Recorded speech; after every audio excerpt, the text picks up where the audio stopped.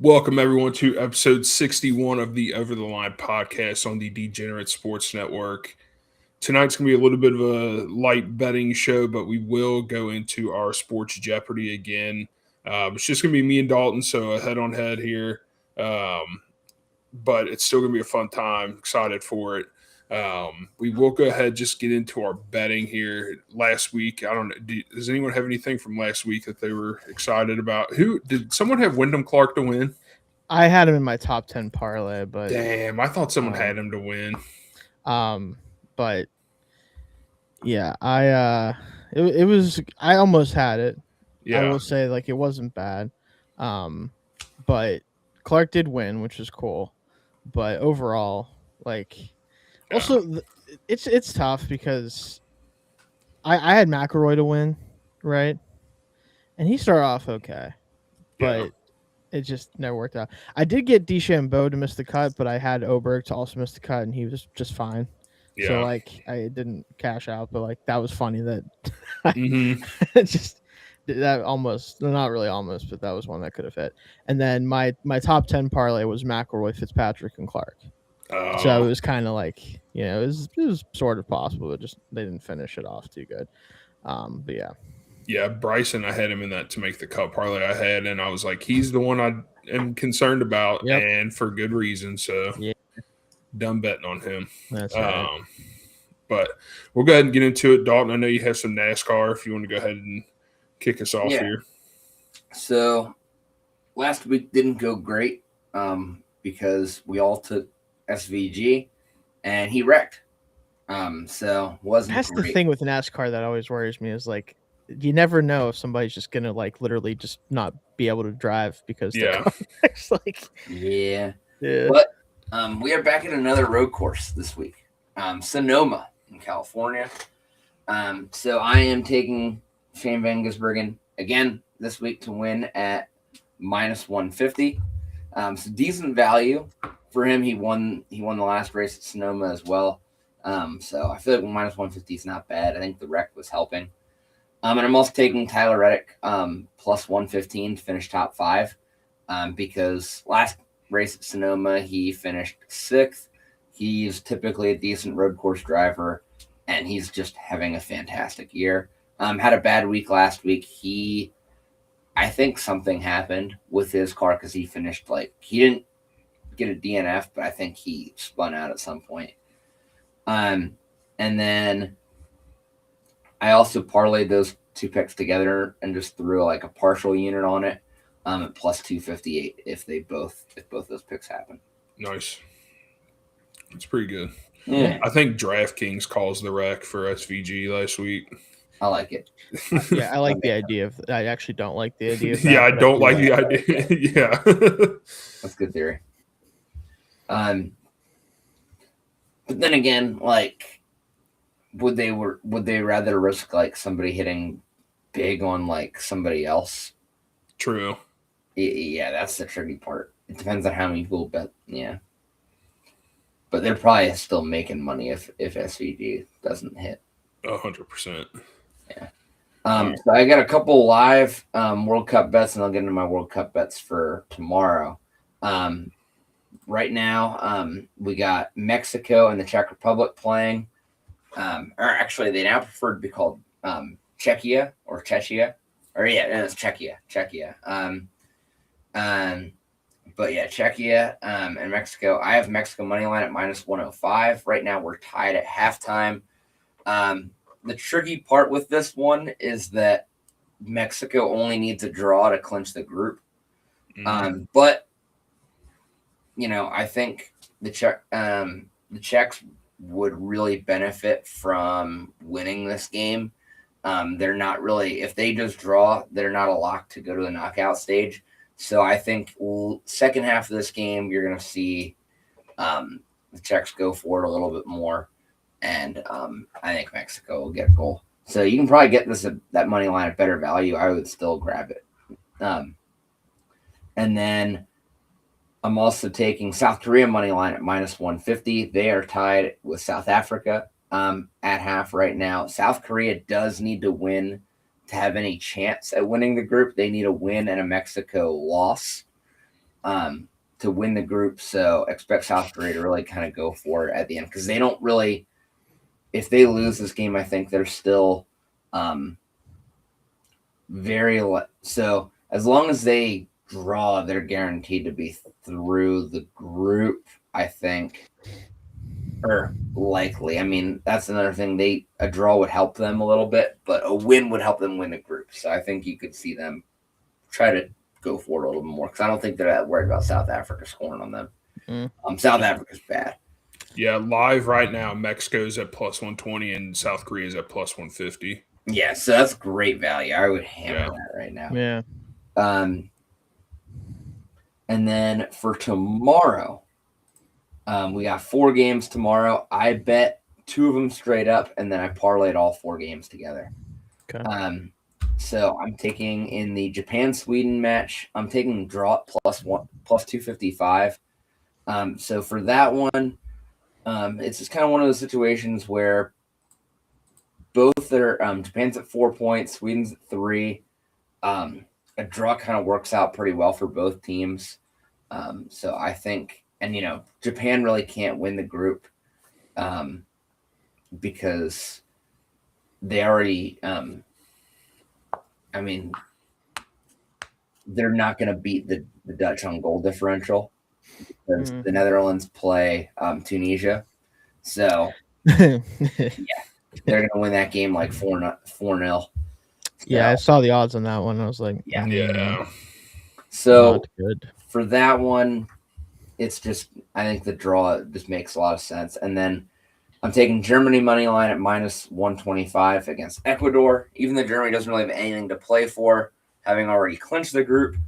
And Ecuador does really need points here in this match. I think even putting it on kind of cruise control, I think Germany still beats Ecuador by a goal.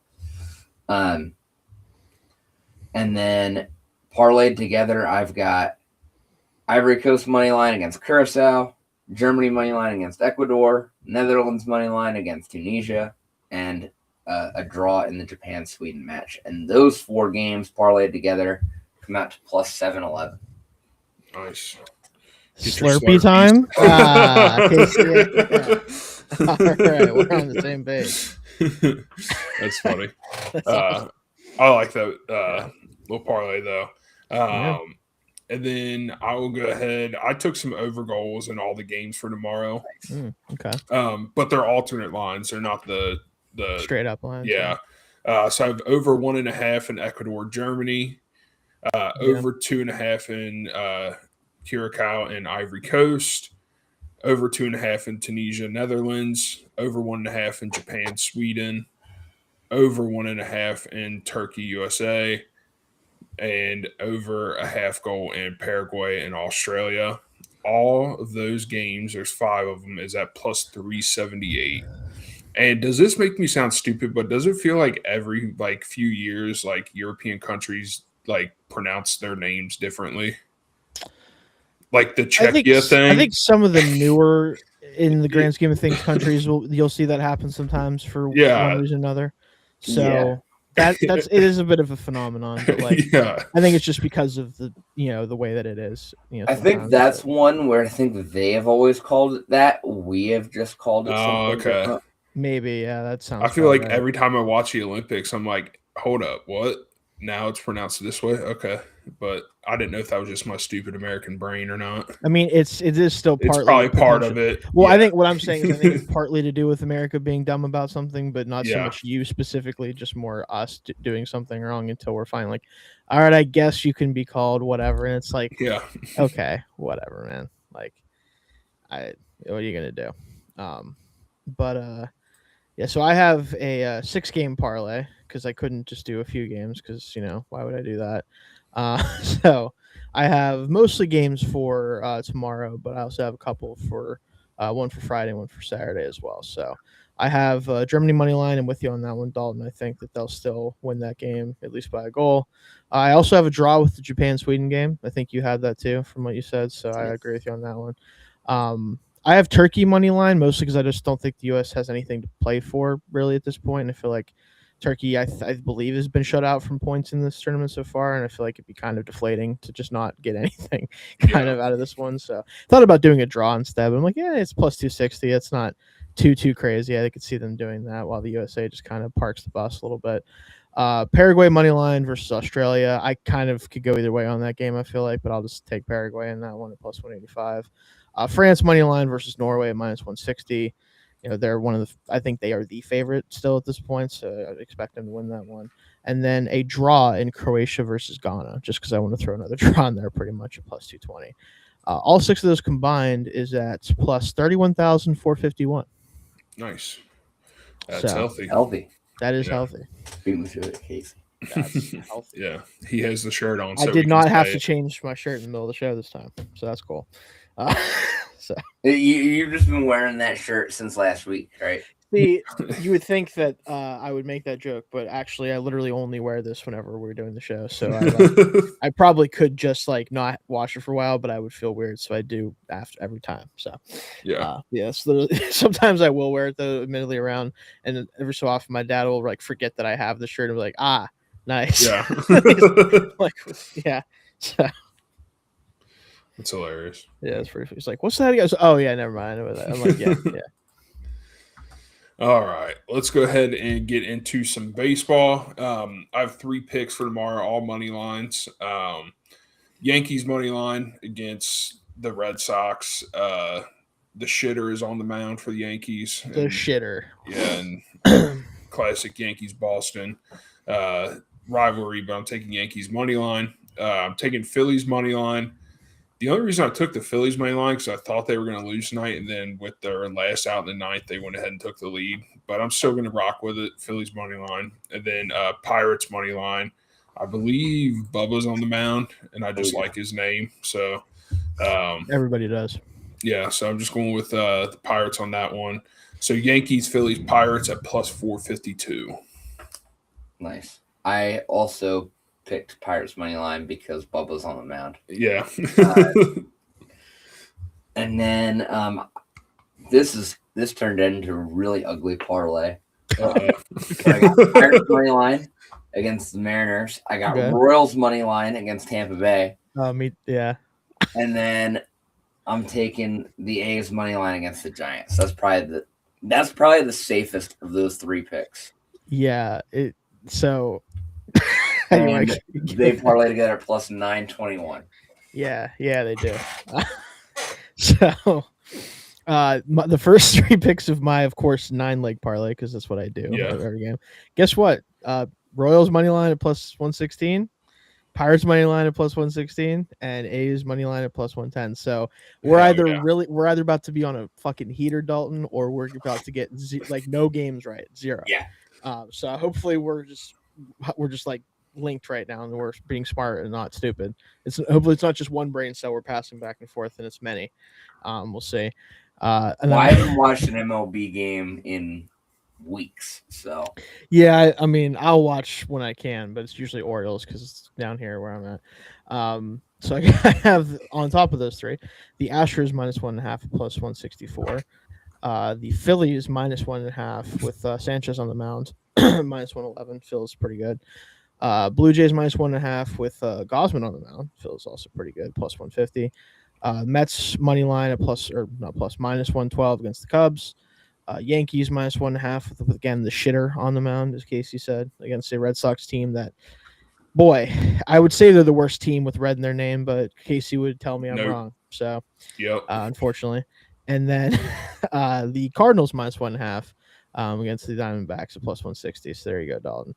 And then those 9 together at plus, call them Crispo, plus 128,149.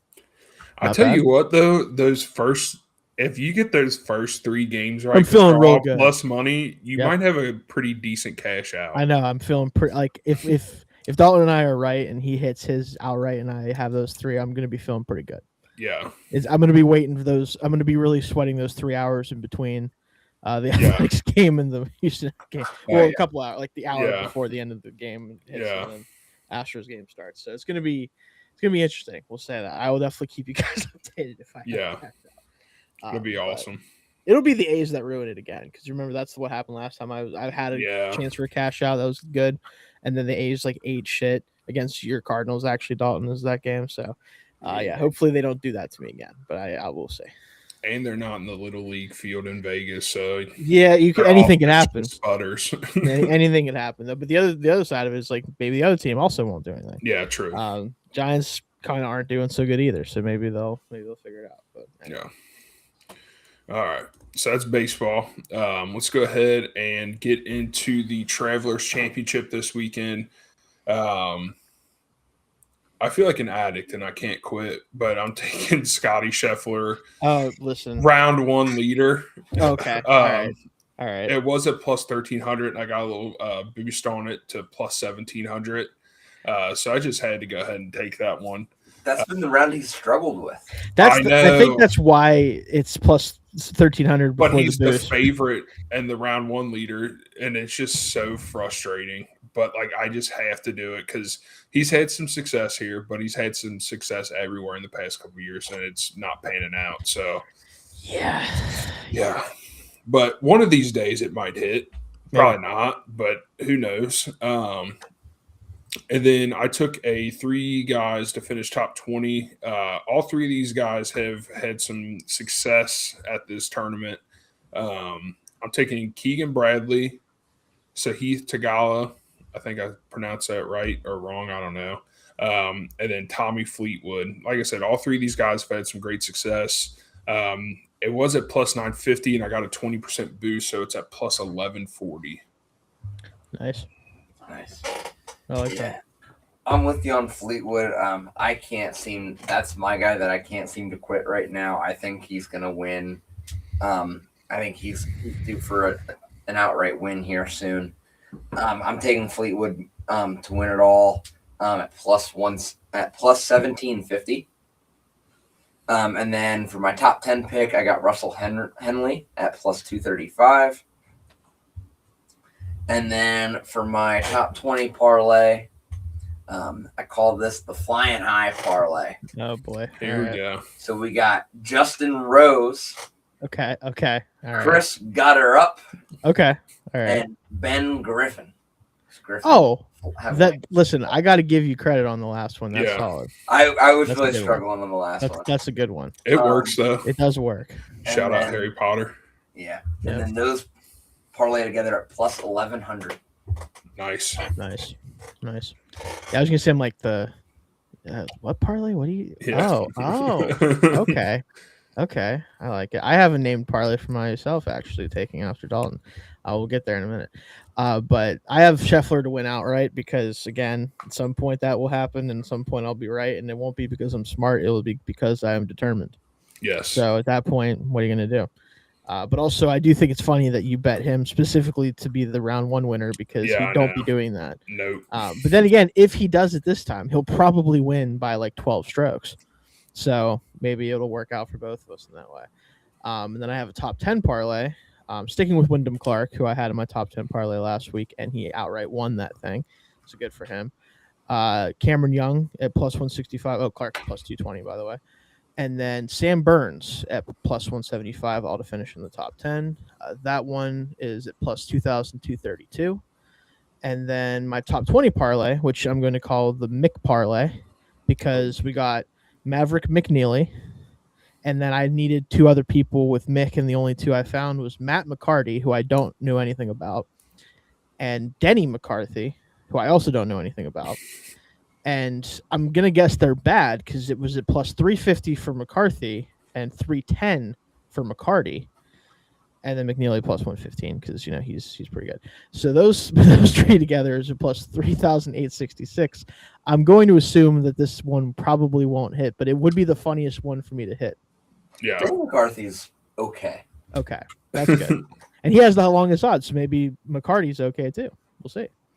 Yeah. I don't know. I guess we'll find out. Familiar with it. Yeah, so we'll have to see. But if that one hits, then it proves that I actually don't know anything, and I should stop pretending like I do and just do stupid shit until it works. So there you go. One day it'll hit. One day it will, and it will probably not be because I did something smart or calculated. It will be for that reason because I wanted the Mick parlay. So there you go. All right. Any other bets before we get into trivia time? What everybody came here. Oh, yeah. I honestly, Including us. I've been looking forward to it all day. I woke up and I was like, hell yeah. Yeah. I do feel bad that Jake wasn't I able to be know. with us because he's not feeling well. But hey, he'll be around to compete again at some point. But yeah, if you guys are ready, we are going to make a couple adjustments. One, this is going to be 5 questions per round this time since we had success with the last one instead of just doing the 3 and 3. And instead of it being you bet before the round, you are going to bet before each question. So you're going to have the opportunity to bet however many units you want. Again, especially if you're betting with every question. Gonna recommend that you guys probably don't go too wild unless you're really feeling good about yourself. Two questions in, which would be fun, but also maybe not super smart. We'll figure that out. But yeah, if you guys are ready to go, I can get that pulled up here in just a second. Let's do it. All right. Here we are, and you notice the categories. I had to do it to you at some point. I might as well do it early. I do have a Steelers category because this is me. Yeah. So this should be interesting. I think that the questions are moderately difficult, even for people who mostly kind of know the Steelers pretty well. Will say I obviously knew the answer to all those questions in particular. Most of these I knew the answer to ahead of time. With the NBA draft ones, I did have to get a little bit creative. And I have the NBA draft as our hardest one because we just had and currently are having the NBA draft unfold. We didn't really talk about it because me personally, I didn't get into watching it really any of the college players this year, so I didn't really want to bet on it.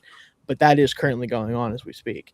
And then our first category, NFL leaders. So this one should be and NFL leaders. It's going to be a combination of like active leaders, records, that type of stuff. So just be expecting that. Obviously, I don't think I have to explain Steelers, and I don't think I have to explain NBA draft either. So if you guys are good, I have you both here. I did not put your names in yet because I was too lazy to do that. So I'll do that right now so I don't lose track of who's who.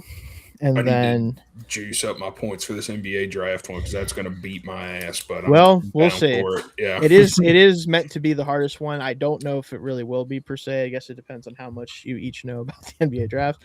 But we'll get to that one later. So as usual, our NFL leaders categories, our first one should be the theoretically easiest questions. At least it's not meant to be particularly hard.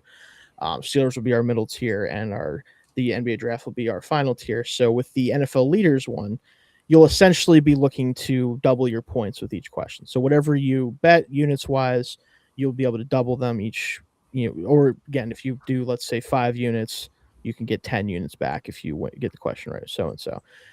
With Steelers one, it's 3 times, draft one, 5 times. We'll keep track of the points and I'll let you know. But starting off with NFL leaders, Casey, I'm going to start with you here because you're going to do it before each question.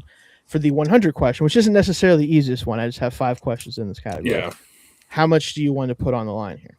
I'll do 2 units on this one. 2 units. Okay. Let me get that pulled up. Should we be writing down like what we're betting? I will be keeping track of it for you, but if you want to do that, just that way we don't that way I can't just see what Casey bets and base my strategy off of that. Oh, that's a good point. Yeah, you should be doing that because I don't want you guys to be able to play that math game with yourselves. So I can't help myself. I will. Yeah, that's fair. We'll do the same things last time where you guys can write stuff and then show me what you want to do. You can write it for each question then. Okay. Sounds good. But the first one, but that's not as big of a deal because whatever. Yeah. But I'll keep track of your units as we go, though, is what I'll do. Yep. Obviously. So when you start with 10, you as well for what it's worth. So you'll be both doing 2, so that's fair. But again, you each start with 10, so 50 points. Each unit's worth 5 points. If you guys are good to go, then with what you're going to be betting, we can do the first question. Yep. All right. First question here. This quarterback suffered a whopping 76 sacks in his rookie season, still an NFL record over 20 years later. So again, you're looking for the name of the quarterback that has been sacked the most times in a season. And it was his rookie season. It was. Famously rough rookie season, I would say. Yeah. So when you both are ready, let me know, and we can... I'm ready whenever. All right. I'm between two, but I got it. Okay, so you're good, Casey. Yeah. All right, Dalton, we're done first. Who do you have as your David answer? Carr. Okay. Oh, son of a bitch. Casey, who do you have? As I your went guess? Peyton Manning. Okay, so Dalton, he does get the points here. It is Damn. David Carr in his rookie season with the Houston Texans in their first year of existence. Didn't go super well for him. Because that was the first time they changed the expansion draft rules. Yep. Where like how like in the NHL, all these NHL teams have been able, that are expansion teams have been able to like be good right away because they're able to take players from all the other teams. The NFL used to do that. That's why the Panthers and Jags were really good in the 90s when they were like brand new teams. And then they changed it. I believe the new Cleveland Browns were the first team that didn't get to play by those rules, I believe. I believe so, yeah. So and then the Texans really got destroyed by it. Yeah, they got hammered. They weren't good, and neither was David Carr, unfortunately for them. Yeah, so that's first question here. So, Casey, you're now at 40 points and 8 units, and Dalton, you are now at 12 units and 60 points. Oh, yeah. All right. Gets your now do not reveal it this time, as Dalton said. Bet how much you want, write that down for this next question, and then when you guys are both ready for that, we'll move on to question 2. All right. Good. Okay. I'm good. All right. Question number 2. Who is the active leader in quarterback rating? There are 2 acceptable answers. This is like passer rating, typical, like not QBR or anything like that. I meant passer rating is what this is, just to clear up that. Is there like a certain number of snaps required? So it is. Let me put it this way: the answers they have plenty of passing attempts. This is not one of those like cheap like one of those. They've both played for a good while.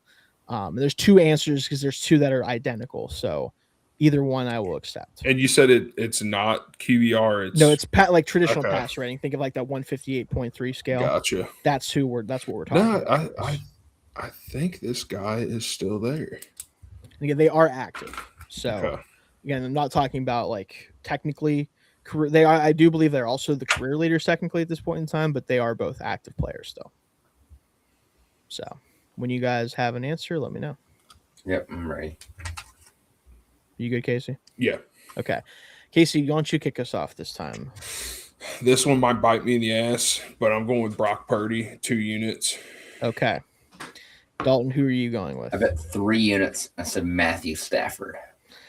Okay. Shit. So both of you are losing points because the answers are Aaron Rodgers and Lamar Jackson. I almost said Aaron Rodgers. I was between Rodgers and Stafford. They were the 2 active leaders in QB rating. So damn, I didn't know Lamar was in there.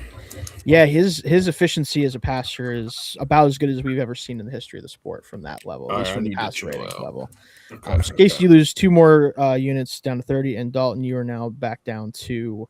It would be so you bet 3 units, so you're down to 45, I believe now. Yep. All right.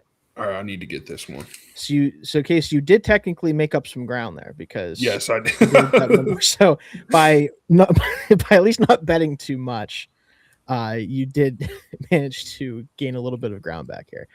So when you guys are ready, when you have your bets for this next question, we'll move on to the third one here. All right, I'm good. All right, if you guys are good, let's move on here.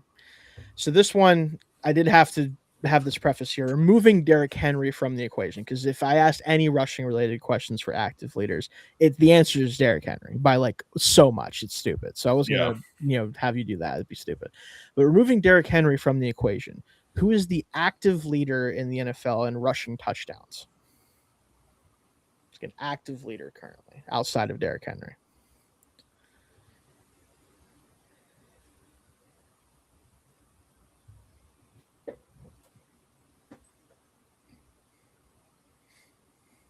I'm between 2.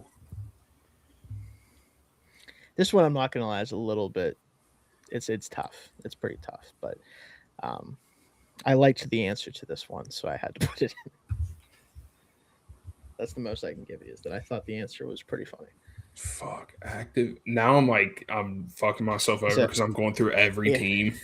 Yeah, that's what you have to do sometimes to think about. But again, it's active leader, so obviously not like all time or anything, but active leader behind Derrick Henry, because there's a chasm between him and the number 2. It's pretty funny.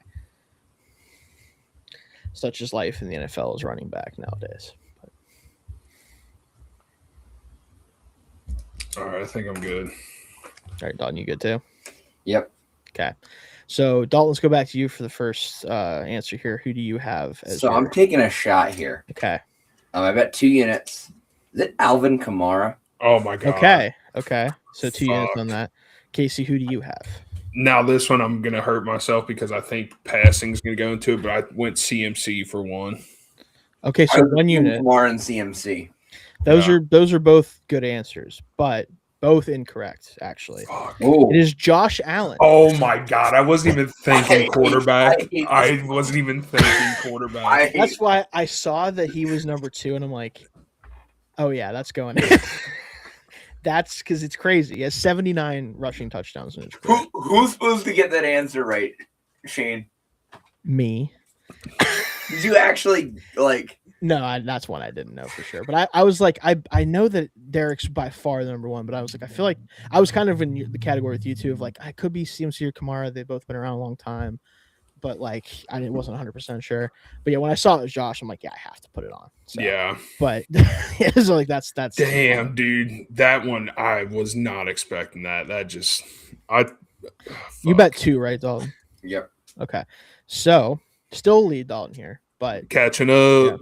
In a funny way. Yeah. Yeah. But once you guys are ready, we'll move on to question 4. Once you have your bets for the next one. Fuck Josh. All right. That one is definitely the toughest one in terms of like, oh, gotcha, it's a quarterback. But like, if you think about it, though, it's not that surprising. No, that it he makes is sense because he's played about as long as any running back in the NFL currently has, and he'd be rushing for touchdowns. Are Kamara and CMC at least close? I believe both are up there for like active leaders. Yeah, especially I want to say Kamara has more rushing touchdowns specifically, I believe, but. My only issue with CMC was like he's missed so many. Missed time and also a lot of receiving. Yeah, I know that. As soon as I wrote it down, I was like, "Oh fuck!" A lot of those are receiving touchdowns. Yeah. But that's also Kamara's issue too. A lot of his are. Yeah, that is true. Well. He has a lot more like of a split in terms of his overall production. Also, the Saints have been horrible the last few years. That is absolutely true as well, which doesn't make it easier. But when you guys are ready, though. We can move on to this one if you guys are ready. All right. Who holds the record for most rushing touchdowns in a single game in NFL history?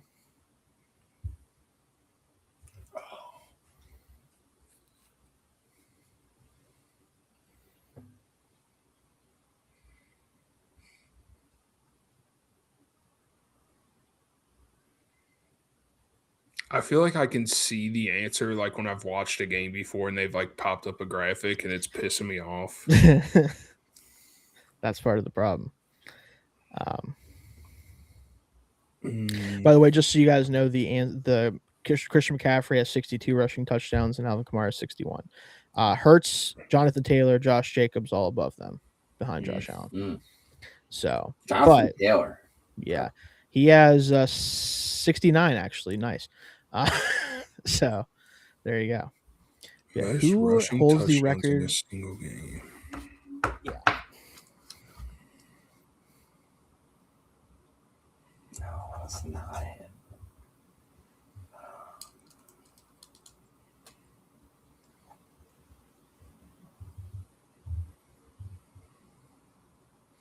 I can't remember this guy's name. I will just since none of you have, I don't think either of you have locked in an answer yet. I will say one thing that might help you a little bit. Okay. If you want. You absolutely would have been able to watch this game.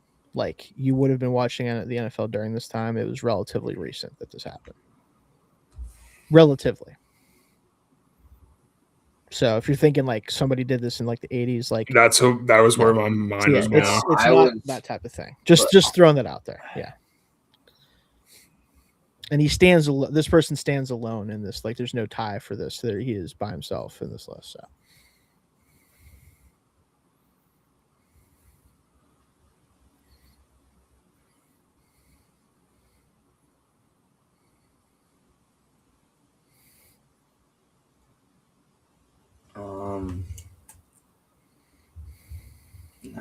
what? I think he might actually do this. I can't think of this fucking dude's name. No, he said it was like relatively recent. Yes. I'll even tell you it was technically, let me double check because I think this is true. It was this decade.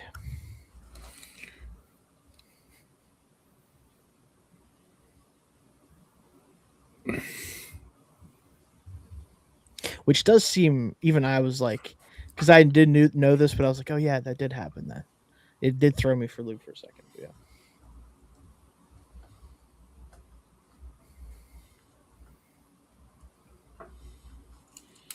I think this is this dude's name. I could be wrong. All right, sounds like Casey has an answer. Dalton.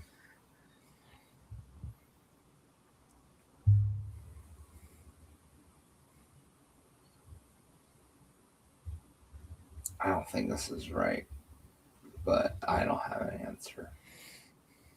All right, best answer you got. All right. All right, Casey, you got the answer that you had first, so tell me what you got. I went with Chris Johnson, 1 unit. Ooh, Chris Johnson of the Tennessee Titans fan. Yes. Okay, so 1 unit, and then Dalton, who do you have? So I bet 1 unit. Is this Kareem Hunt against the Raiders? No, but I do think I know what game you're talking about. The answer, and this was an insane game to watch if you watched it, is Alvin Kamara, who we just talked about a second ago, with 6 rushing touchdowns against the Vikings in 2020. Yep, I remember that game. An insane football game. God, completely damn it, ridiculous. Dude. Yeah, kind of the Saints' final go with Breeze in 2020 was that time. So, yeah, and you both bet what, 1 unit, right? Yep. Yeah. Okay. So Casey down to 20 points and 4 units, and Dalton down to 30 and 6. So I did, admittedly, I thought this would be the easier one to do. So no, you're good. I'm terrible at yeah. sports trivia. I'm No, right now. This will be fun. But so now Casey, you're at 20 again, 20 points and 4 units. Dalton, that's 30 points and 6 units. The final question for the NFL leaders section, when you are ready. Yep. There you go. Good. All right, let's do it. Who is the NFL's active receiving touchdowns leader? So this is like not in a game, just like who has the most touchdowns receiving currently as an active NFL player. All right. All right. Hold on. I think I got it. Okay. All right, I'm good. All right, Dalton, you had your answer first. Who are you going with? I think, Casey, you should have it because he plays for your team now, Mike Evans. That's who I said, Mike Evans. All right. How much did you guys bet? I bet 1 unit. Yeah. Both 1 unit? Yep. I apologize, guys. You were again incorrect on this one. It is Devontae Adams. Is it? He overtook Evans last year with 14 touchdowns to lead the league. So he has, I believe, 8 more than Evans currently does. So he is at 114 touchdowns in his career, which is crazy, by the way. Yeah. And Mike, I believe, is at 106. So Mike was leading him before this year. Devontae is like a couple years younger than Evans, isn't he? He's 33 now, I believe Devontae is. I think Mike is 34, 35. Okay, yeah. I was going to say, I So, think he was a year or two after him. It was a year before because Evans was 2013, I believe, and or 2014 maybe. No, were they both? Yeah, 2014 is when Mike, I think, was drafted, and maybe Adams was 15. Point is, the year after Carr, I believe. Yeah. Point is, you guys were definitely on the right track because he's number 2 on that list, but Adams did sneak by him this past year with a 14 touchdown season. So I forgot he just went crazy. This season. He was big touchdown guy for Stafford last year. Yeah. Those short little red zone touchdowns. But so now he didn't even cross my mind. I mean, honestly, that's one I knew only because of how many touchdowns he had last year. I knew that him and Evans were both up there. It's just that Evans was, missing a lot last year. So, but going into the Steelers round, all right, here we go. We're at 15 and 25, so this should be fun. Or 3 and 5. All right, when you guys are ready, we'll do a first Steelers question. I just hope that I don't have to basically give you guys units to be able to keep playing the game with this one. That's kind of my hope at this point. I'm going to borrow against the bank here. You might have to no, I'm just kidding. We'll figure that out. So, first question. Franco Harris and Jerome Bettis are far and away the Steelers' career leaders in rushing yards, but who ranks 3rd on their all-time list?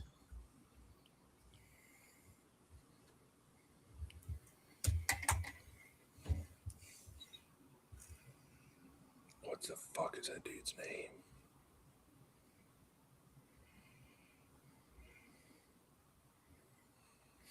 I love this question for a reason that I'll explain once we get to the answer, but I do love it.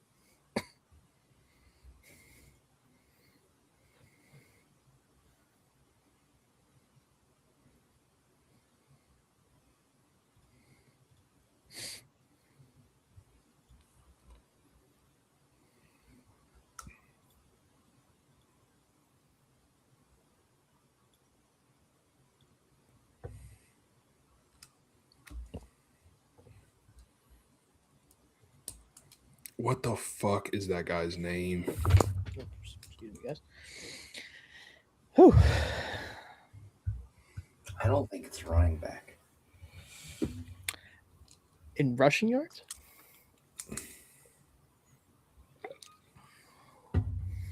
Okay. Maybe. I know what you're thinking, Dalton, I think. So I understand where you're coming from, but No, I'm still going running back. I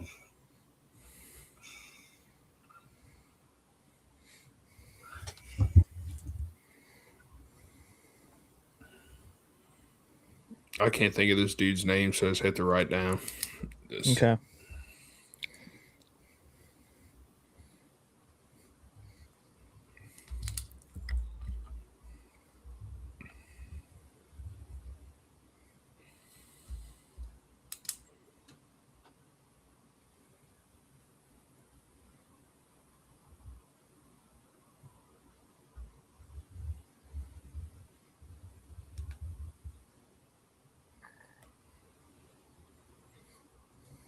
I'm good, but it's you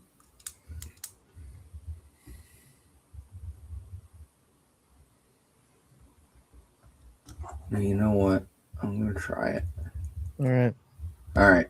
I'm good. All right, Casey, you got your answer now first. Who do you have? So I was trying to think of the guy that kind of went crazy and went to the Jets and then quit playing for them. Le'Veon Bell? Yeah. Okay. And then I just went with Ben Roethlisberger because I couldn't think of another guy. All right, fair enough. Yeah. How many did you bet? One? Just one. Okay. Dalton? See, I felt pretty good about Steelers trivia, so I bet 3. Oh, But I said Willie Parker. Oh, and Dalton, be still my heart, fast Willie Parker is the answer. Oh, I got it. Question. Let's go. I Oh, almost yeah. wrote Le'Veon Bell, and then I almost wrote LeGarrette Blount, and then went with Willie Parker. I had some names. You want to hear some of the names I rattle around in my head, though, Shane? I had some deep cuts here. I like it. For a second, I was like, it could be somebody long that's just played for a long time. So I was thinking fullback Dan Kreider. Okay. Maybe. Didn't really ever carry the ball, but yeah. And then Amos Zaraway popped into my head for some reason. That's a fun one, but yeah, didn't do much, yeah. Deep cuts for sure. Hell yeah, Dalton. All right, Dalton. So you are up to 60 points and 12 units now. In case you're down at 10, so you're gonna have to start fighting back here, or hope that Dalton gets really overzealous and misses a couple in a row here. But all right, so the reason I love that one so much is because Bell came about 43 yards away from overtaking Willie Parker for third all time, and it makes me happy that he didn't do that because fast Willie Parker was legit, man, for a minute there. And it's all because Le'Veon Bell sat out for a year. Yeah. Yes, he sat out for a year and then did in fact go crazy after being with the Jets, which that'll do it to you. So I understand. Yeah. But if you guys are ready to go for the next one here. Yeah. There you go. All right. Come on. Who ranks third, sticking with the third theme, because we all know who the first two guys are. Who ranks third in Steelers history in passing yards? Obviously, you got Ben at 1, Terry at 2, but who is the third leading passer in this team's history? It's between 2.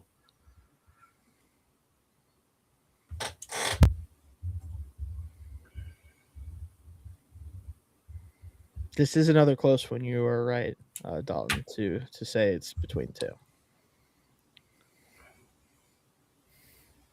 If it's the two, if it's the two that I'm thinking of. If I do have it wrong, I want a second guess refund. Okay, that's fine. I have no problem doing that for you.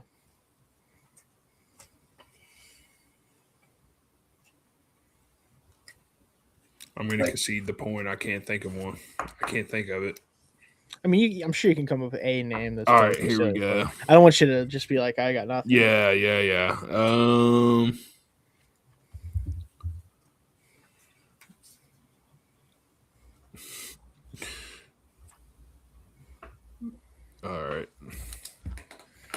All right, Dalton, do you have a name? Yep, so I bet 2. Is it Neil O'Donnell? Casey, what's your answer? Is Will Howard. Then it's not Neil O'Donnell. It is not Dalton. Is it Bubby Brister? It is also not Bubby Brister. Oh, is it Tommy Maddox? It is Cordell / Cordell Stewart. All 3 of those guys? Yes, 13,328 versus 12,000. How many did he start for? He started, I believe it was as a starting quarterback. He was 48 and 29, so however many games that is. I don't know doing the math on that. That was mostly in the 90s, right? Yes, mostly. Okay, yeah. That's 95 through 2002. So yeah, so like I don't really remember Cordell Stewart. I remember him being like from like having a lot of Pittsburgh family. I remember him getting benched because he's a bum, and we got to bring in Tommy Maddox. Yeah, well, that was near the end of Cordell's career. So I have a unit and a dream. A unit and a dream. Hey, the old 10 wouldn't come back. We'll figure it out. Anyway, moving on to and when you said between 2, I was like, oh, is he going to get Cordell and Neil? Because those are the 2 that are closest. Cordell didn't even cross my mind. I didn't even think of him. I was between Neil O'Donnell and Bubby Brister. Both also good guys. One that was in a Super Bowl. The only 2 that other than Cordell that had more than 10,000 passing yards behind Ben and Terry is Brister and O'Donnell. So those are 2 still. Maddox didn't even have 10. Maddox for us specifically threw for 7,139 yards. Did he only start for like 3 years? He started for two full seasons, I think it was. So he has 15, 16, and 1 as a starter. So yeah, up there. For being a bum, Cordell 48-29 as a starter. No, I'm that to the bank. No, I know that's what they. No, I know. That was the narrative by 2000. Yeah, and I wonder why that is. Yeah, I wonder why. Yeah. Anyway, let's be honest. Yeah. All right. So Casey, I know what you're betting. Yeah, I know. Yeah. Dalton, if you're ready to go with your bet, we can do this one here. Okay. This one, I feel like both of you could sort out if you don't know for sure. If you just think about it long enough, it does make sense when this would have happened last. The Steelers have famously gone years without a losing season. When was the last time they failed to finish 500 or better? So what season were they last below 500? So that's what you're looking for here.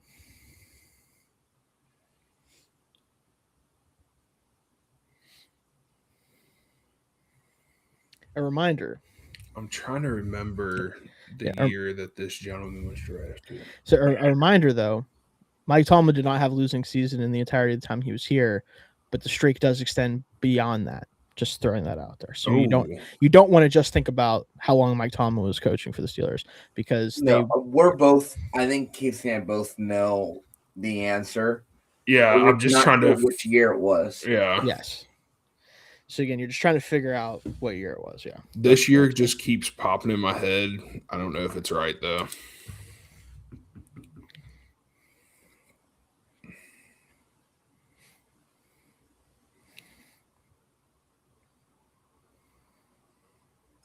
Or no, is it not that?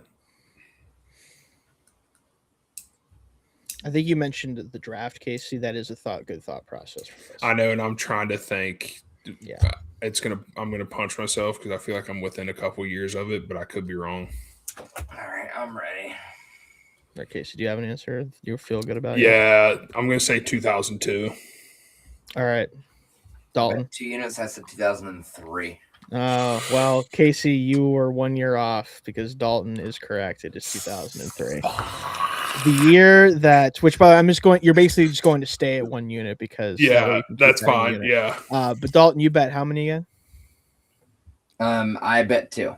Right. So now you're gonna be up at 7. Okay. So God. Yeah, Dalton, we were thinking the same thing. 2003, because they were picking 11th, which allowed them to draft Ben Roethlisberger at pick 11 in the crazy Eli Manning, Phillip Rivers fiasco draft in 2004. So that was very good thinking on your part, Case. You just went off by a year, which is it'll happen to the best of us. Oh, I don't get more for being a harder question. It doesn't multiply. No, it's just that round has the multiplier it has. So yeah, you went from bet 2 units, which brought you to 40. You won 30 back. Gotcha. So you get 70. Yeah. So that's why you're at 70 now. Damn. And now we're back to 400 now, which again, this is just 5 questions in the same category. Yeah. But Casey, again, know what you're betting, so hopefully you can get on the board here. And then Dalton, when you're ready to make your bet, you can let me know and I can get that one rolling. Good thought process though, Casey. You just had to do the math on it. And I know. I was like, it's either between 02 and 04, and I just picked the wrong year. There you go. All right. This one's a fun one too. The Steelers haven't won a playoff game since the 2016 season. Who is the last team that they beat in the playoffs? So you don't have to name specifically what game or even what year, although it was 2016 was the last time they won, so you know that. But what was the team that they beat in their last playoff win? I have a specific game in mind, but I'm not sure if it's right, but I'm going with it. Well, as long as the game you're thinking of ended with a Steelers win, you have a decent shot. Yes, because there hasn't been any since 2016. So, if it's a game that happened at or around there, you have a shot. Which does hurt my soul to say, but I know 2 teams for sure it wasn't. Or I know that helps a little 4 teams for sure it wasn't. Process of elimination, you know. I know it wasn't an NFC team. That is true because the last time they won would have not been. Yeah.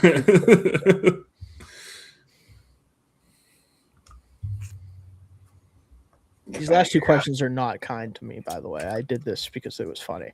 No, they're not good for me. But you said you're good, Dalton? Yep. Let me know when you're good, Casey. I'm good. Okay. Let's start with Dalton here. How many did you bet? I bet 2. Okay. And is this the Texans? Okay. Casey, what do you got? I went with the Bengals. Okay. I'm thinking that Vontaze Burfict game. That's a good guess. That is a good guess. Unfortunately, neither of you are correct. It is the Kansas City Chiefs. The 16-18 game, which was disgusting to watch, where James Harrison pretty much saved the game by sacking Alex Smith randomly at the end of the game.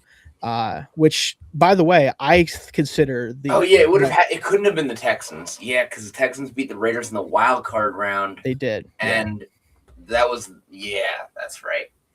I forgot. Fuck. Yeah, which was that game was started by who again, Dalton? Oh, that game was between Connor Cook. You're right, Connor and Cook. I believe the Texans quarterback. I believe was. Is that Osweiler still? I forget who started the game. It was Brock Osweiler or if it was Tom Savage. Either one, disgusting. Tom Savage, famous 7th round pick out of Pitt. Yeah, fun stuff. But yeah, so that was the last time the Steelers won a playoff game, and it was a gross playoff game, and then they got shit stomped by the Patriots, and it's been shit ever since.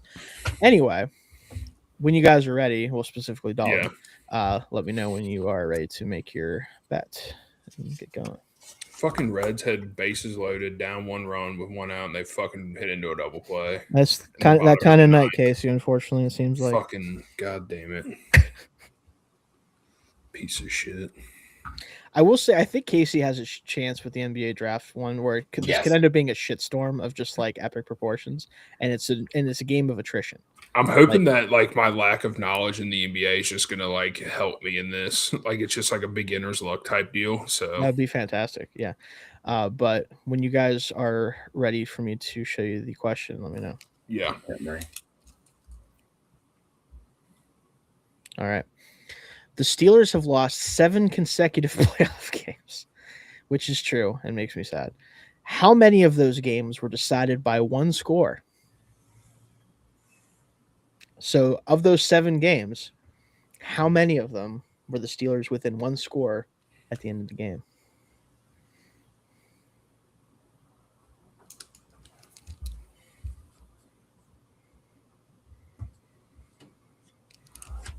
I'm ready.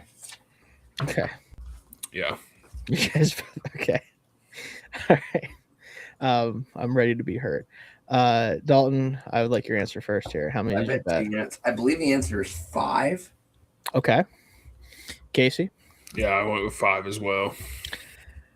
Okay, well, the answer, unfortunately for me, is 1. Oh my God. Really? Every playoff game they've played since 2018 has been decided by at least 2 scores.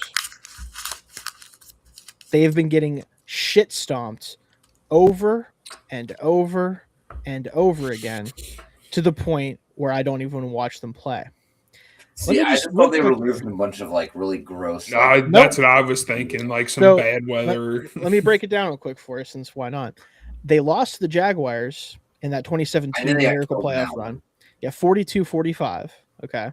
Oh, really? That's right. They did come back. Yep, they came back late at the end. So that one is a one-score game, but like barely. Yeah. Sorry, go ahead. Ben threw a bunch of picks in that game, didn't he? Yeah, he threw a lot of them in all these games.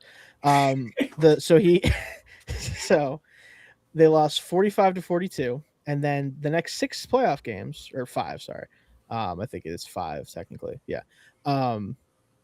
They lost 37-48 to the Browns in one of the worst games of football ever played.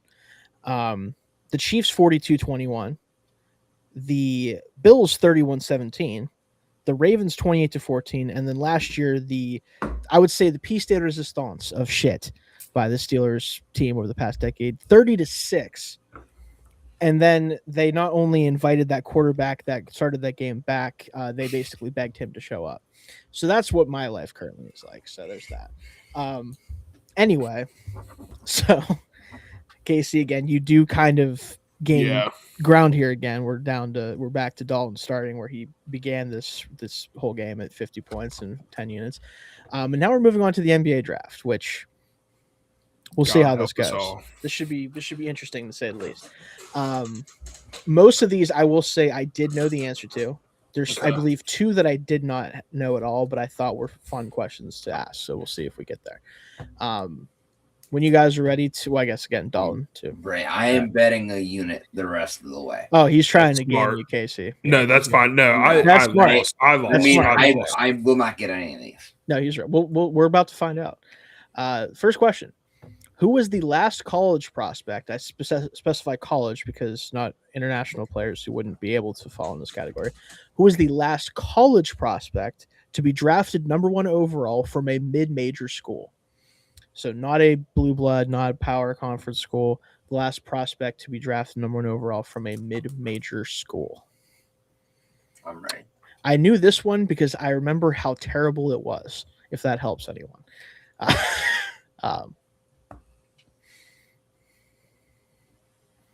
Casey, do you have an answer?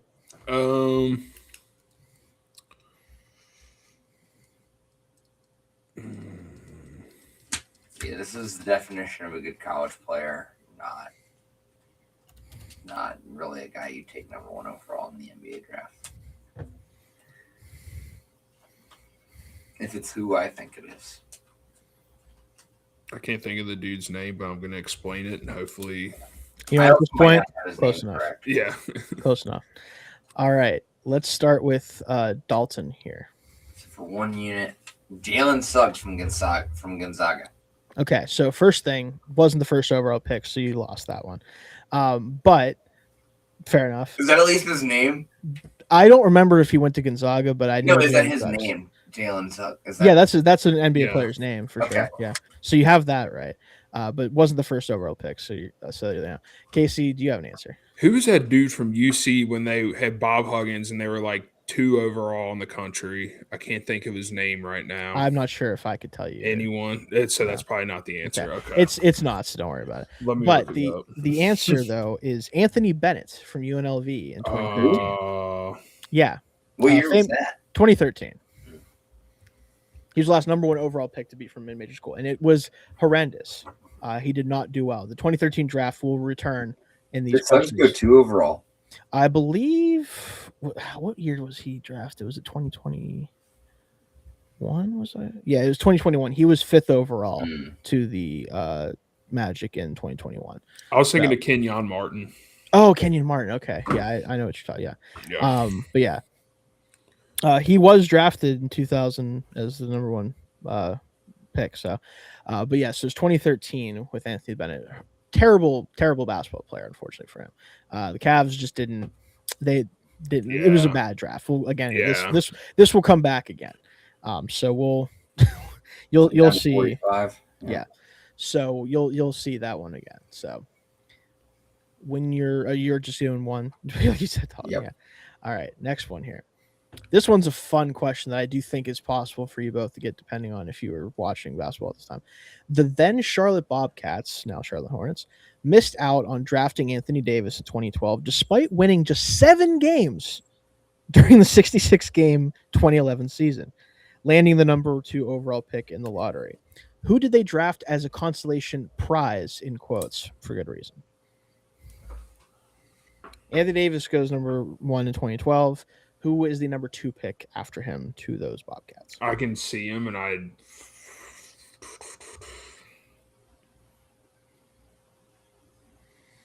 This one is a fun one for me because I believe, roughly 15-ish year old, thought this player was pretty okay at first.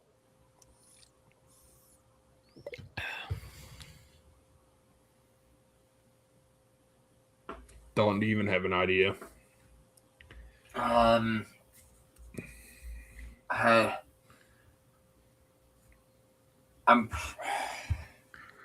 feel like I'm trying to name the guy and I can't. Yeah, I'm anything. Okay. I could give a hilariously bad answer. I would like any guess is fine, so I'm not gonna shame you if you. I'm gonna something ridiculous. This person is a stand-in for like what I think the answer is. Okay, I like it. Okay, so when you're ready. Yeah, I don't. Yeah. Okay. So I believe the answer is some big white guy from North Carolina. So very much not true, but I'd like to get your answer. But I couldn't remember who from that time that would have been, so I just wrote down Tyler Hansborough. And I know that's not. Which also, honestly, awesome answer to a question. I know that's very much. I love the Tyler Hansborough mention. Too late. No, I do. I think it was a little late, but the point is that's still a great answer to this question. I love it. Yeah, I just said Michael Jordan because I did. Oh, I love that. Yeah, I mean he was technically involved in this. Yeah, exactly. The owner. It was his fault. That's why I. Yeah. Yeah, I figured it was just a big white guy because Michael Jordan loves doing that. He did love doing that. The answer though, Michael Kidd Gilchrist. I was close. His Kentucky teammate. Yeah. Maybe the most broken ass jumper of all time. Yeah.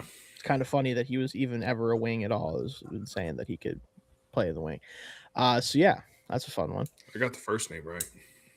You did get, he's right. He's right. He is He did technically get closer to Michael from North Carolina. Well, yeah. Anyway, I'm getting this one. Here we go. All right. This is one also, if you guys paid attention to college basketball around this time, you could sort your way through this answer potentially. The 2019 NBA draft featured Zion Williamson and John Moran as the top 2 picks, but neither lead the class in total points scored at the NBA level so far. Who does? So who is the leader in total points scored from the 2019 NBA draft class thus far? It is neither of these two, which is hilarious to me. 2019. Yes.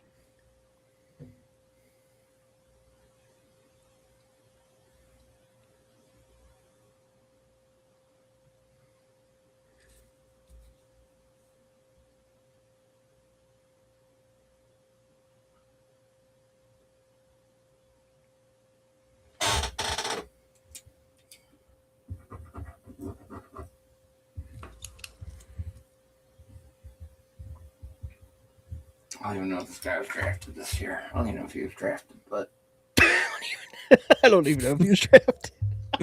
he might have been an undrafted free, but this sounds right. That. Okay. Casey, let me know when you're good.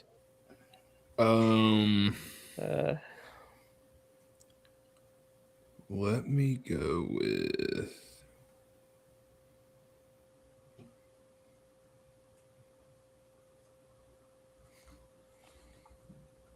No, wait. All right. Don, you making a last second change real quick? No, I'll stick with it. Okay. Don, what do you got? Zach Levine. Okay. So he was drafted a little bit before this, but yeah. Was he? Okay. Casey, what do you got? I went Carl Anthony Towns, but I know he also drafted I believe 2014. Yeah, way before that. So the answer, RJ Barrett. Zion's Duke teammate. I was thinking of a Duke guy, but I couldn't. Yeah. Famously didn't do a lot for the Knicks, and then is now a pretty actually good player for Toronto. So yeah, good for him. But yeah, he is the leader in points for that draft class so far because that's hilarious.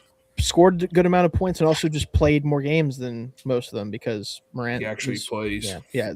Williamson doesn't really play, and Morant doesn't play both because injuries, and sometimes he does silly shit. So yeah, that's pretty much all I have to say about John Morant at this moment in time.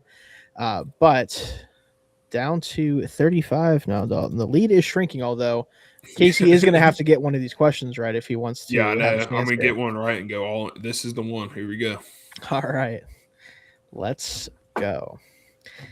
The 2013 NBA draft was notoriously short on star talent, with just 3 All-Stars emerging from the class. Giannis Antetokounmpo, now a Miami Heat, now a member of the Miami Heat. Rudy Gobert, and who? Only 3 All-Stars coming out of this draft class. Which, by the way, is tied for the fewest for, like, as far as classes that have had enough time to accrue, like, All-Star level talent. The least since 2000, that also had 3 All-Stars. So, notoriously bad class, as I mentioned earlier. But 3 All-Stars. These 2 and who, folks?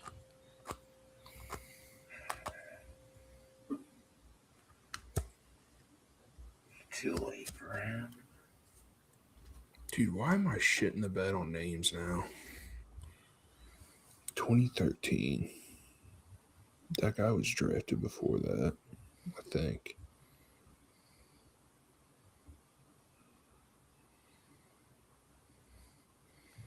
I would say this was a 2-time All-Star. Oh, 2 times. Okay.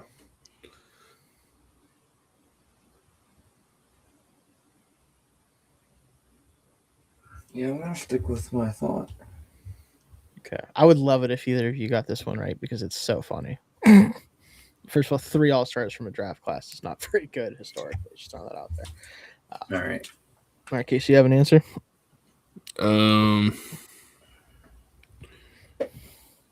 Yeah. All right, Dalton, let's start with you here. All right, I'm pretty sure this guy was drafted before 2013, but I'm going to go with Gordon Hayward. Okay, I like that answer, but it was drafted prior to 2013, so I think not much. This guy was also drafted before Draymond Green. Oh, he was. I believe was he in this draft class? I forget.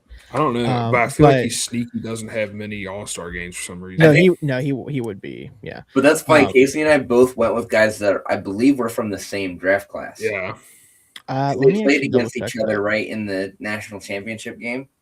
I want to say that. I believe they were 2012 picks, though. I want to say maybe. Right? Did they both play each other in that national championship game? I think that's right, though. Mm-hmm. Yeah, so Draymond Green was 2012. Damn. So you're off. And then who is your guess again? Gordon Hayward. Gordon Hayward, I want to say he was 2011 or 2010. But I will, yeah, it's not. Anyway, so the other all-star from this class, Victor Oladipo. Oh my God, out of Indiana. Does anybody remember Victor Oladipo, dude. Indiana days? Dude, he was electric in Indiana. Yeah, he was awesome. He was awesome. But yeah, so that's. And he can sing. See, I thought he was. I thought he was more recent than that. No, he was drafted in 2013, and his All-Star seasons were, I believe, back to back in. Let me double check. It was 20. 17, 2018. He had. That's the thing. Like with the NBA, it's so tricky because these guys usually take like a couple years to like get an all-star level. Yeah, that's what. Yeah, and it's also he had a lot of injuries after those seasons. He really kind of, wasn't super. Like, Giannis was drafted in 2013, but didn't really come on until like what? He didn't become like a true all-star level player, I think, until 2016 or 17, right around there. So it took him a while, but he also was like young and like very raw for what he was. But yeah, him and again Rudy Gobert also kind of funny, but whatever. Yeah. All right, so last chance, Casey. I'm fine with being the heel of not being able to get these because it's still fun to me. Fine. However, if you get this one right, by the way, you would get 25. All right. And if Dalton gets his wrong, he would be at 25. So there's a chance here that if you manage to get this question right and Dalton gets it wrong, I'd have to come up with a tiebreaker on the spot, which would be awesome. I'm not gonna lie, that would make me very happy. So we'll have to see. And honestly, at this point, I don't remember what this question is because I made this hours ago. So I'm excited to see what we're about to deal with. Okay. Yeah, this one, if either of you pull this one out, I'll be very happy personally, and also because it'll especially if Casey does it. The 2016 NBA draft has produced multiple All-Stars such as Jaylen Brown, Pascal Siakam, Jamal Murray, and Domantas Sabonis. But it was this player who won Rookie of the Year. Who was the Rookie of the Year from the 2016 NBA draft? I'll give you a hint. It was a second-round pick.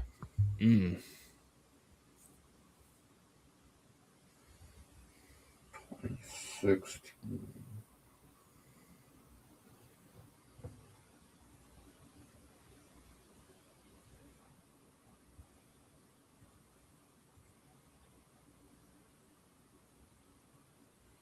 Famously, the Ben Simmons draft.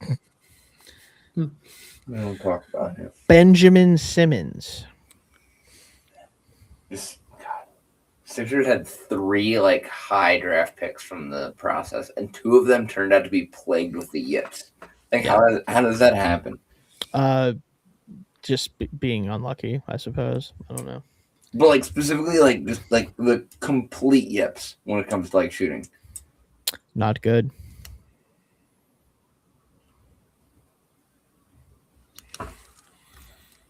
I can't think of this dude's name, but I'm going to explain him and say. I might have to give you the points if you're describing the right person, because at this point, it's tough. Yeah, second round pick. He has I'm not going to say that.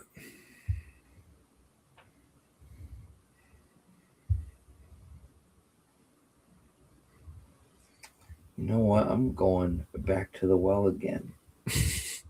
Okay, I don't even know what that's referring to, but I can't wait. All right, I'm ready. All right, Dalton, go ahead. Is this Zach LaVine? No. I'm thinking of the year. Well, I'm pretty sure he was 2015. I'm not sure, but I have to double check that. Zach LaVine. When was Zach LaVine drafted? Why can't I think of his name when he was drafted? But no, yeah, Zach LaVine is not the answer to the question. Casey, what do you got? There was a UK player with a 4-letter last name, and he was I think he was a. Okay, so unfortunately, you're right off the Okay, bat. no, all right, cool, all right. Not put me out of my misery. Not what we're looking for. By the way, he was drafted by Zach LaVine, I believe, in 2014. So you're off by a couple years there, but close. Man, he's way older than I thought he was. He was 2014, 13th pick in 2014. He's 31. So, but the answer, Malcolm Brogdon. What didn't even cross my mind. Guess what? Unless you knew the answer to this question, probably wasn't going to be the guy you thought of. But he's 24 as a rookie. That's why he was drafted, I think, like 35th or 36th, but was also, ready to play NBA basketball against adults. So that helps. Yeah. Was very, very good in his first year. Like he played 75 games, put up, it was 10 points, 4 assists, good rebounds, good defender, kind of just all around guy. And the rookie of the year race was very much wasn't very good. Like the guys weren't doing a whole lot. Cause I forget if Ben Simmons was he hurt his rookie year a little bit or something? Yeah. He didn't play. Yeah, he didn't play it at all. I mean, hurt / broken. Yeah. Oh, so by the way, I just think this is great. If you go to Ben Simmons' basketball reference page, his nicknames are the following: Simo the Savage, Young Socialite, When Fresh Prince, Peacemaker, okay, Benny, the Yank, that one feels weird, yeah. Big Ben, taken already, and the Wizard of Oz, don't know what that one is. So yeah, anyway, Ben didn't play his rookie year at all. And then the other guys just didn't do a whole lot. So Congrats, Dalton. yeah, I got 3 questions. Hey, you won the war of attrition, is what you did. Yeah. You did. And honestly, I still like the thought of this game, but I am wondering, what do I need to do? No, nothing. No, it's not that. I just need to be better prepared. I mean, the NBA draft one was tough as shit. Yeah, that one. Yeah, I was not expecting that one to go super well. But yeah, the Steelers one I just had to do at some point. Yeah, I thought I'd get more Steelers questions right. You did listen. The fact you pulled out Willie Parker kind of made this worth it for me, because that was the one I was like, yeah, I love this. Fast Willie Parker, 75-yard touchdown Super Bowl. Woo. Yeah, but no, I think this will be one of those ones where like one game I'm just gonna go crazy. That's what's gonna happen. I need to figure out like. No, you're good. Keep up with the questions. No, it's not that. I'm trying to think of like I need to have it where like there's a category that is meant for each of you in one of these games to see like how that plays out. Like, because I don't think I can just do a Raiders one because that's too much, Dalton and Jake. But like for Jake, I could do like maybe it's like maybe he wouldn't do well. I don't know. I'd have to ask him. I guess like an A's one. Yeah. And then Dalton, we can maybe do like a Sixers thing, and then. Or whatever you'd want it to, or KC, like we could do whatever you wanted, like the Reds. Maybe you would hate that at this point. The fucking Deads. Like how many games have the Reds won in the past 2 months? And you're like 0, and you're like, yes, correct. No, but we'll have to maybe do one like that that's themed or something. But yeah, I do think that this game though, I do like the betting points for each question better though. I think that's more fun. Yeah, but yeah, so good job, guys. All right. Yeah, that was fun. I'm already excited for next week. Figure that out. Yeah. So, all right. Anyone else got any other bets? Dalton, how are your live bets holding up? That's a great question. Yeah, that's a good question. So Mexico did pull off the win. Okay. And Korea's down. South Korea lost to South Africa. Wow. Ooh. Yeah. So that really, but my Mexico future on winning the group also hit. So, okay. Oh yeah. There you go.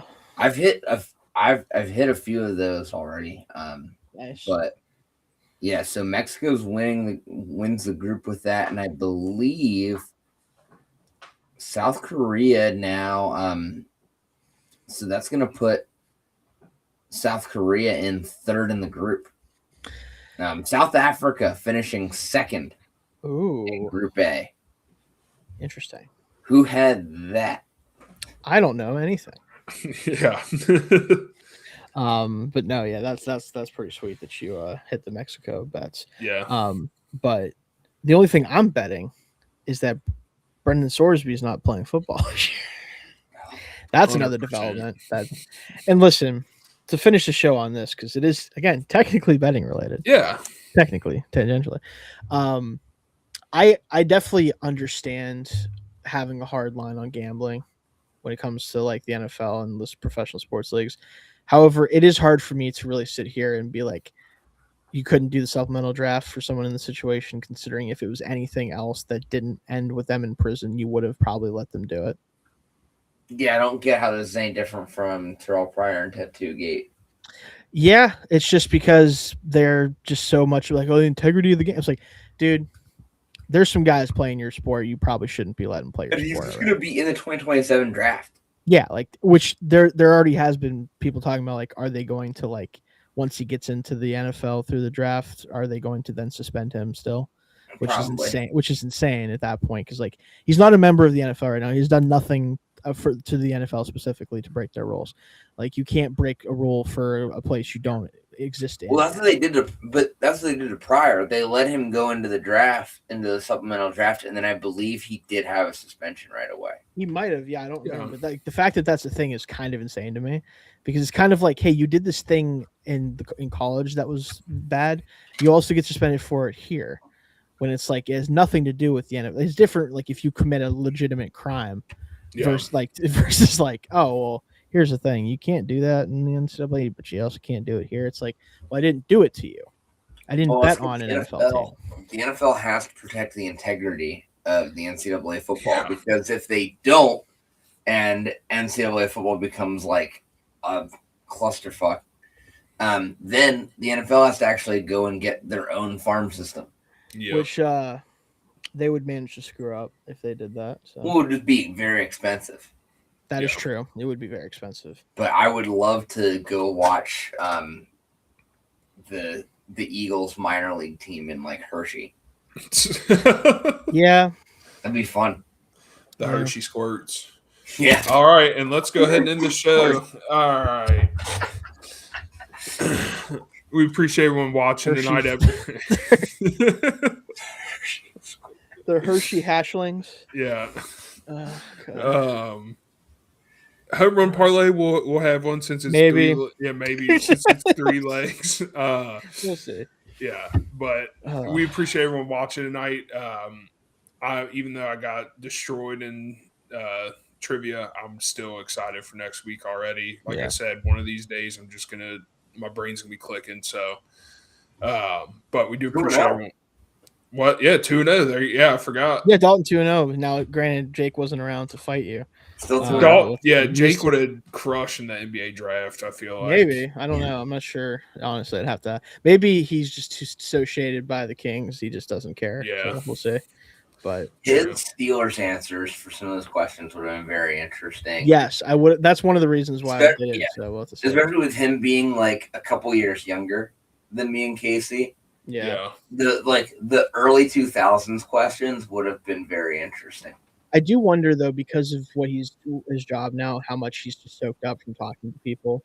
That's probably like he might just know shit that like I'm like, oh, yeah, I think nice.